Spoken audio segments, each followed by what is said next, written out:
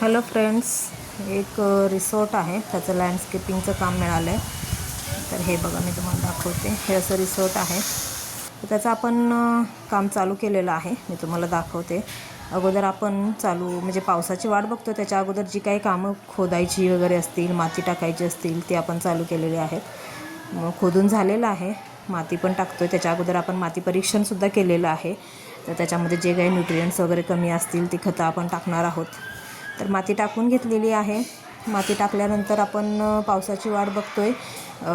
त्याच्यानंतरच आपण प्लांटेशन चालू करणार आहे. तर इथं ना थोडासा पाण्याचा प्रॉब्लेम आहे म्हणाले ते, की 8 दिवसातून एकदाच पाणी देता येईल झाडांना असं म्हणाले. त्याच्यामुळं आपण तशीच झाडं निवडतो इथं, कमी पाण्यावर येणारी.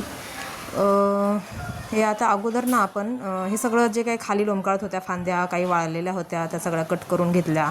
इथं पण छान त्यांनी केलं होतं, पण त्याच्यावरती वेली वगैरे काही नव्हत्या, तर ते पण आपण छान सुंदर करणार आहोत. स्विमिंग पूलच्या बाजूलाही छान लुक देणार आहोत.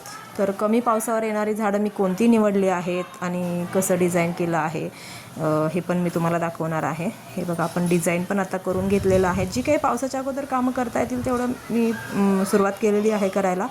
तर अशी डिझाईन शेप वाईज करून घेतलेली आहे, त्याच्याशिवाय गार्डनला लुक येत नाही. तर शेप्स हे खूप इम्पॉर्टंट असतात, तर ते अगोदर आपण मार्किंग करून हे सगळं करून घेतलेलं आहे. हे बघा, मी तुम्हाला शेप दाखवते. डिझाईन बनवून घेतलेल्या आहेत ह्या अशा. हे बघा, अशा डिझाईन आपल्या सगळा पूर्ण झालेला आहे. तर तुम्हाला प्लांटेशनच्या वेळेस नेक्स्ट ब्लॉग नक्कीच मी दाखवणार आहे. तर तो बघायचा असेल तर नक्कीच चॅनेलला सबस्क्राईब करा. धन्यवाद.